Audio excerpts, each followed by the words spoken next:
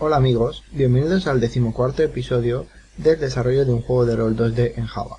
Esto es un pequeño episodio especial que vamos a dedicar al debugging. Sé que muchos de vosotros estaréis deseando que sigamos avanzando en el desarrollo de nuestro juego, pero sé que también es importante explicar esto antes de avanzar mucho más, porque os puede ayudar si os perdéis o os equivocáis en algún punto. Entonces, ¿qué es el debugging? Pues básicamente es el proceso de encontrar y eliminar los bugs. ¿Pero qué son los bugs? Así es como se llama en inglés a los errores o fallos que puede haber en nuestra aplicación. Y pueden ser de varios tipos. Por ejemplo, puede ser un fallo tonto, como por ejemplo, eliminar un punto y coma, cosa que inmediatamente nos daría un error de compilación o una llave, o escribiendo mal la sintaxis, por ejemplo, en vez de static escribir static, lo que tampoco funcionaría.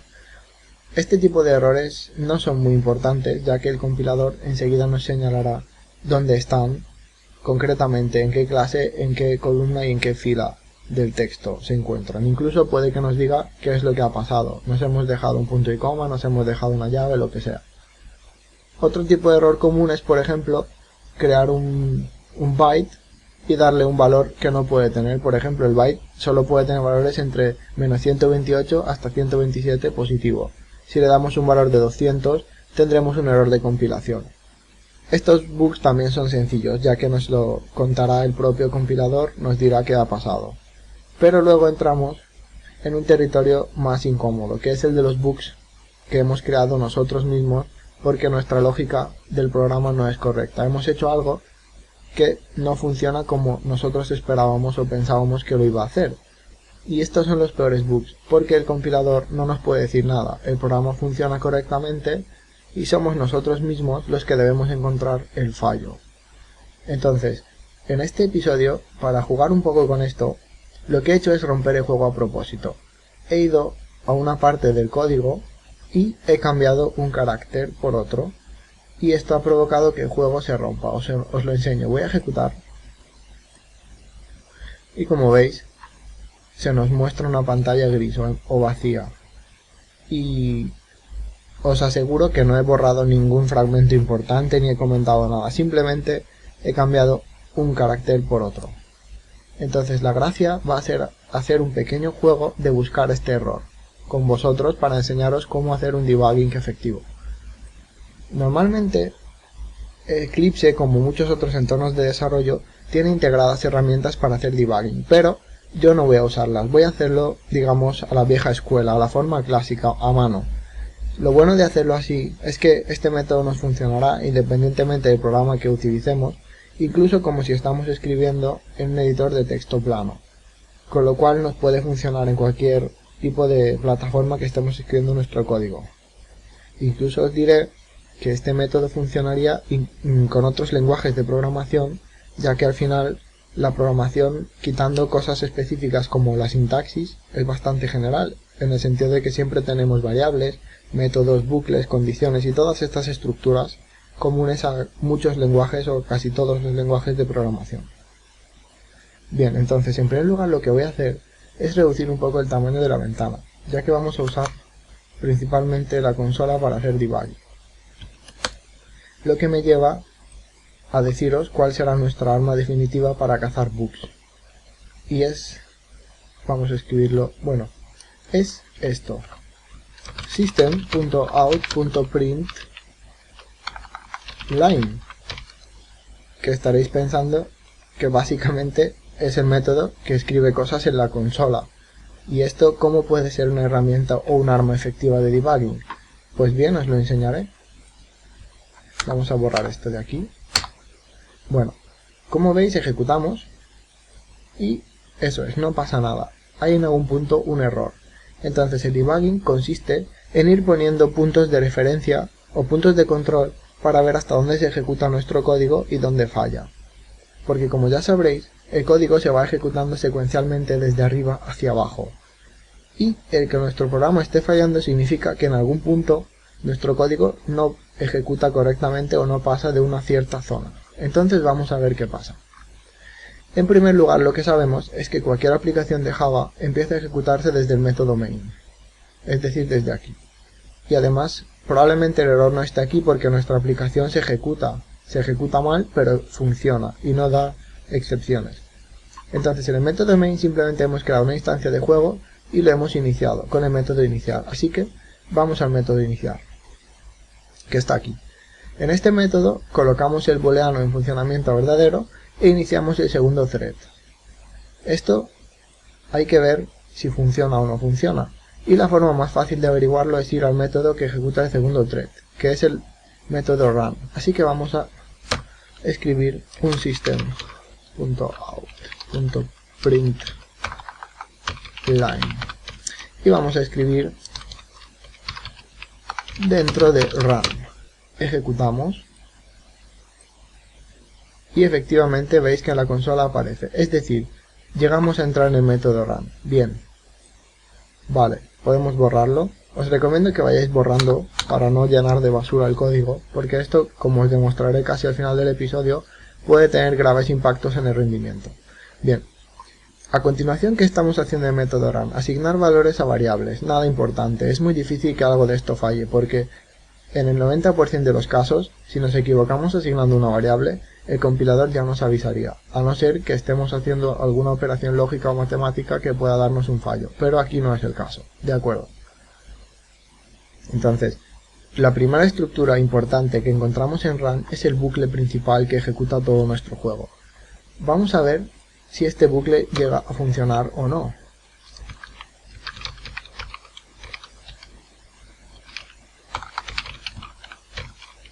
Y escribimos dentro del bucle principal. Vamos a ejecutar. Y aquí está. Como veis, ya hemos encontrado dónde puede estar el error, o al menos la primera parte. Se supone que este bucle tiene que estar funcionando dando iteraciones indefinidamente, mientras el juego siga ejecutándose, pero aquí solo nos aparece 2 veces el mensaje dentro del bucle principal. Lo que tendría que pasar es que esto aparezca una y otra vez de forma casi infinita en la consola, pero no pasa eso, así que estamos seguros de que el error está dentro de este bucle. Algo impide que el bucle siga girando, así que vamos a descubrir qué puede ser. Seguimos bajando por el código. Aquí asignamos una variable, más variables, nada serio. Y el siguiente punto o estructura importante es delta, la cual se encarga de ejecutar el método actualizar. Vamos a ver si esto funciona, es decir, ¿llega delta a ejecutarse? Bueno, más que delta, el bucle que se encarga de actualizar todo. Dentro de delta vamos a ejecutar y como veis, esto no llega a pasar. ¿Significa eso que delta esté roto? No, significa que la condición que debe cumplirse para que el bucle while funcione no se llega a cumplir. Esta condición era que delta sea mayor o igual a 1, o dicho de forma más sencilla, la idea era que el juego se actualice 60 veces por segundo, es decir, que cuando nuestro temporizador llega a una 60ª de segundo, delta se ejecuta. Entonces lo que está pasando probablemente es que delta no se ejecuta porque no ha llegado a esta 60ª de segundo. Así que el error debe estar más abajo. Recordad que puede ser que este bucle se ejecute 5, 6, 10 o 50 veces, las que sea, todo depende de la potencia de nuestro ordenador, pero delta no se va a ejecutar hasta que alcance su valor, así que realmente es posible que el código siga ejecutando más hacia abajo, pero delta no se llega a encender porque el valor que debe llegar a 1 nunca llega a esta cantidad. Entonces vamos a ver hasta dónde llegamos. Después de delta significaría que el bucle while sigue ejecutando más abajo, aunque no llegue al valor necesario para delta.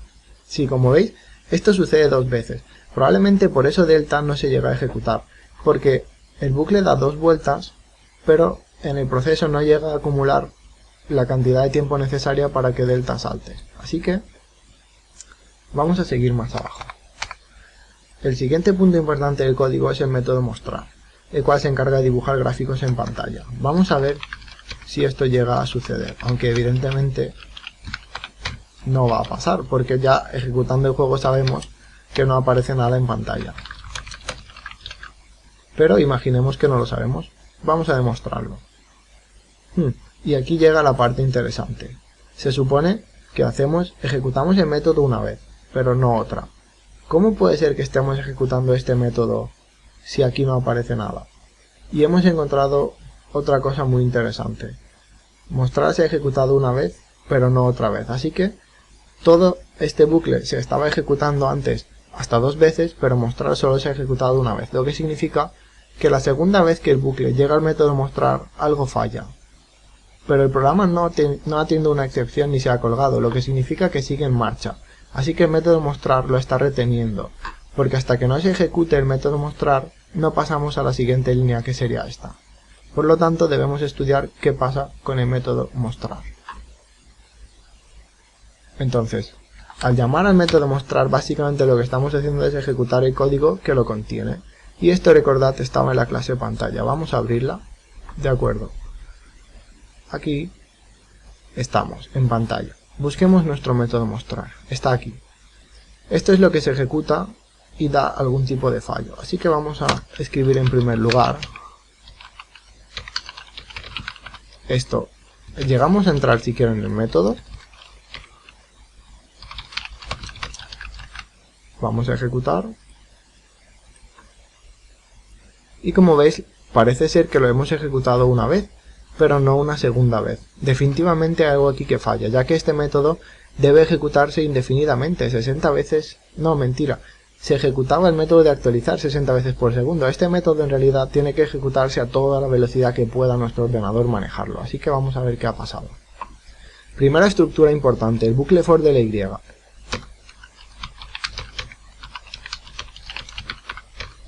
Vamos a ver si llegamos a entrar. Dentro del bucle y... Por cierto, voy a borrar esto porque ya sabemos que funciona. De nuevo, se ejecuta una vez, pero no llegamos a más. Es decir, que el error debe de estar a una más profundidad dentro de este método. El siguiente punto es este if dentro del bucle, que recordad servía para controlar que no intentemos dibujar cosas que no están en la pantalla, lo que daría una excepción. Y como veis, iba a deciros que ahora tenemos que probar si esto se ejecuta, pero ya está escrito, porque antes cuando yo estaba haciendo pruebas, me lo dejé. Entonces vuelvo a decirlo una vez más por si acaso. Cada vez que comprobéis que algo funciona, borrad esto, porque estamos dejando basura en el código que luego afecta al rendimiento. Bien, en cualquier caso, ya que está escrito, sigamos probando. En la consola no aparece nada, pero eso no significa necesariamente que el error esté aquí, porque, os lo repito, el bucle if significaba que estamos controlando que no se dibuje nada que no esté en pantalla, lo que daría una excepción, porque estaríamos buscando un elemento del array que no existe. Así que esto no es necesariamente un error, borrémoslo. Bien, una vez superado el bucle for de la Y, entramos en el bucle for de la X que está anidado, es decir, no hemos salido todavía del bucle for de la Y. Estamos dentro y ahora nos toca actualizar, recordad, las líneas horizontales de la pantalla. Vamos a ver si entramos en este bucle.